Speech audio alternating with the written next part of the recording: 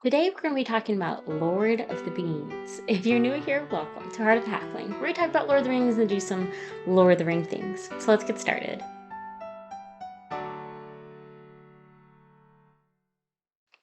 So today we're going to be talking about Lord of the Beans. And I have never seen this cartoon before. My daughter has watched this with my husband while I've been doing dinner, so it has been playing in the house, but I have just never actually sat down to watch it until today. And I had some thoughts, and I wanted to share that with you. So, Lord of the Beans is obviously a parody of The Lord of the Rings. No surprise.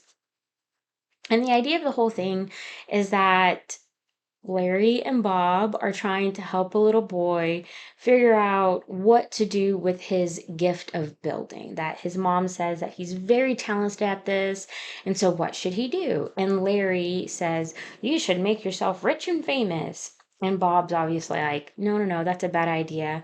We have a story just for you." And so it goes into talking about the Lord of the Beans. And essentially, there's four beans that are made. Each bean can do, one thing like small kitchen appliances. It can give you kitchen appliances. It can give you food. One was like clothing, and the other one was something else. I can't quite remember. But then there was a fifth bean that was made that is able to do all of those things. You can ask for whatever you want, and this bean can provide it for you. And so the story is Toto, who's Frodo, trying to figure out what to do with this gift. So I just wanted to point out some things that I just thought was just too funny. So obviously, if you're unaware, Veggie Tales is a Christian cartoon series for kids, and it's been out for ages. And so everything kind of has sort of a Christian undertone to it. But the character names is just so funny. So Frodo is Toto Baggy Pants. And then we have Billboy Baggy Pants, Randolph, and then Dark Lord Scary Man. And my favorite part of all of that is that the orcs are sporks. They're a because one of the questions that Toto has for Randolph is like, what are these creations that the Dark Lord Scary Man is making? And he's like, are they vegetables? What are they? And Randolph says, no, they're something worse. They're a combination of spoons and forks. They're sporks. And I just died laughing because this whole movie is just a bunch of puns, and I love it. It's just great. So we have the introduction of the fellowship. We have an ear of corn, Lego lamb, and Grumpy. And then we don't have any other hobbits or flobbits, as they're called here. So instead, to finish off this fellowship, we have the other elf. That's it. He doesn't get a name. He's just the other elf.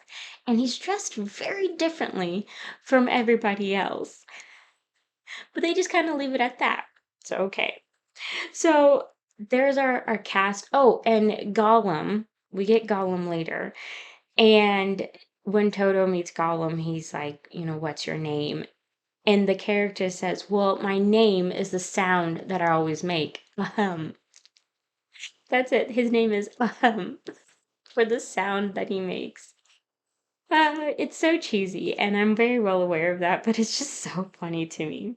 So there's our cast of lovable, funny, punny characters. So some of the scenes that I wanted to point out in the quotes. So when we begin in this story, Randolph is, the most memorable scene of in one of the most quoted meme scenes of Lord of the Rings, right? We have Frodo, Toto sitting by a tree, and we see Randolph coming up. And Toto walks up to the edge of the little cliff and goes, "You're late." And Randolph, of course, says, "I'm never late. I arrive precisely when I intend to." And then they just laugh for a good like 5 minutes. It's just them laughing at what they just said, just like that awkwardness. And Toto finally gets tired of laughing and is just looking at Randolph. And Randolph is just like, and then they both stop. And Toto just goes, "Do you have fireworks?"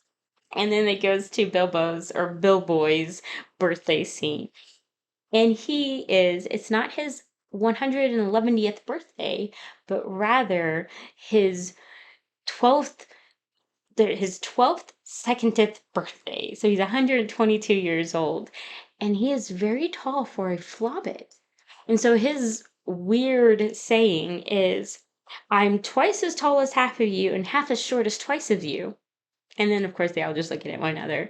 And so there's lots of these little just cheesy scenes and quotes that are parodying the movie. And I just love it. It's just so, so funny to me. But the whole premise of the story is that Bill Boy has received this bean, and he has all of these different things. He has an espresso machine, right? His small appliances, but he's taller, his hair is a little nicer, he's wearing nicer clothes, he kind of has whatever he wants. And Randolph is talking to him after the party because he disappeared by presenting a big birthday cake, and while everybody was looking at the birthday cake, he was able to get away. And so Randolph is kind of questioning him about, how does he have all these things? And Bilbo, just tells him, like, "Yes, I have this bean, and this whole party is, to kind of make it easier for me to get rid of this bean and give it to Toto. Toto gets everything." And Randolph is a little confused by this, and Bill Boy says, because Bill Boy's giving the bean up very easily, and he goes, "Well, I'm looking for something that I know the bean can't provide for me," which is kind of an odd thing when you're thinking about he has something that he can get whatever he wants, but he's like, "This can't give me what I know I'm looking for." And again, we have these like Christian undertones involved in that. And so Toto later is able to he gets the bean. Gandalf sort of tells him everything, the history of the bean and how it came about and all of that. And he kind of asks Toto, like, "What are you going to do with this?" And Toto says, "Well, I don't know. What am I supposed to do with this gift?" And that's what they're calling it the whole time, is a gift. What am I supposed to be doing with this gift?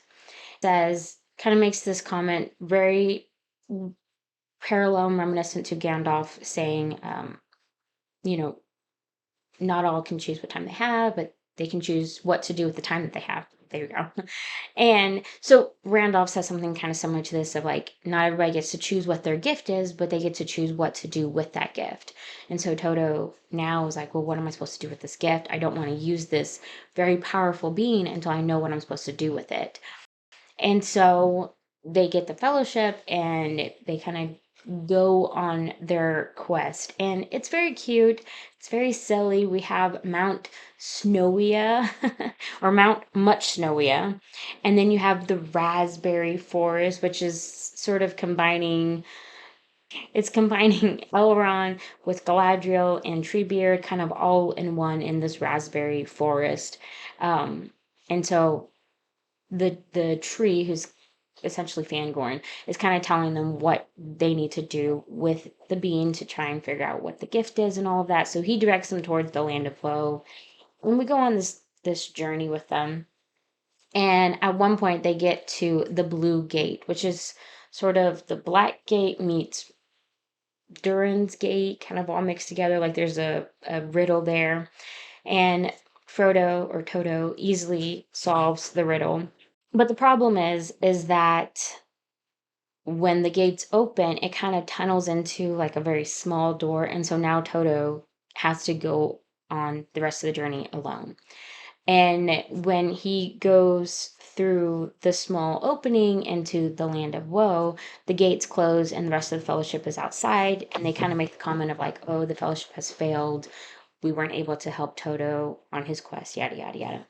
And then this very strange character comes by on a unicycle with an umbrella and does like a little expository spiel and tells them like, hey, there's a red gate over here with some sporks. It's always open. You can get right in. And then he just goes about his way singing the whole time. And in my notes, I was like, is this Tom Bombadil? Like, this is a weird moment. But he goes along his way. And so the rest of the fellowship is able to get to the red gate, and they see 5 sporks and they're like, we can take that on. Are you guys ready? And so they run into the land of woe and are now surrounded by sporks. And there's a tree with a little door cut out, and the other elf runs to the tree, which is a has been a pattern for this other elf, that he has to keep stopping and running off to use the bathroom, and so nobody really thinks anything of it when the other elf goes into this tree, except all the sporks stop because they smell something, and the other elf is actually a Keebler elf. He's making cookies. And so he comes out of the tree, and all the sporks are like so excited. And the elf says, do you guys want cookies?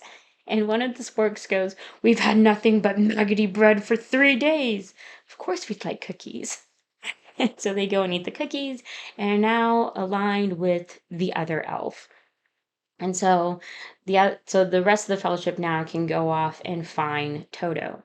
Well, Toto and Ahem have gotten into the land of woe, and here they see this small little village that is going through like a famine. Like, there's no food, there's no water, they're all just miserable. And Toto now is like, oh, I know what to do with my gift. And Ahem this whole time is saying, you should use it to make your life easier and do this and do that, and do things for yourself, because Ahem, or Spiegel, was a shopaholic. And so when he was going through all his shopping, he was trying to make his life easier, and when he found the bean, it made his life easier. And then one day he lost it. And so his whole idea is use it for yourself. But when Toto sees this village, he's like, oh, I know what to do with my gift now. I'm going to use it to help these people. And then here comes in the Dark Lord Scary Man. And he does his whole evil villain spiel, but then Billboy comes in and takes him out. And everybody's really confused as to why Billboy's here. And he goes, well, I was looking for something that the bean couldn't provide for me. And when I found this place, I knew what to do. I knew that I could use my natural gifts to help the people here, and that has fulfilled me. And so now Toto knows what to do with this gift, and so he sort of wishes or uses the bean to bring this land back to life. And so there's water and there's vegetation and like there's grass and flowers, and it's just a nice, beautiful moment. And so that is the Lord of the Beans. And of course, if you've ever seen Veggie Tales, they get done with the story and you go back to the kitchen counter with Larry and Bob, and they have their little like end message and do their little song of what we learned. And so the verse that they have is Ephesians 2:10, for we are God's masterpiece. He has created us anew in Christ Jesus so we can do the things he planned for us long ago. And so the whole idea of the entire thing is that the gifts that we're given are to be used to help others, which is something that we do see in scripture a lot, is that our natural gifts that are given to us by God are to be used to help others and to glorify God. And so that was the message of Lord of the Beans, which I just think is really cute. Like, it's just a funny, silly little cartoon, a little parody, and I just loved it. And I can't believe it's taken me so long to watch it. It's just a cute little cartoon, and I wanted to talk about how adorable it was. So there you go. I hope you all enjoyed this video. If there's any other scenes that you've seen from Lord of the Beans that you really like that I didn't mention, leave it down in the comments. Otherwise, I hope you all have a wonderful, blessed week, and may your homes be filled with food and cheer. Bye!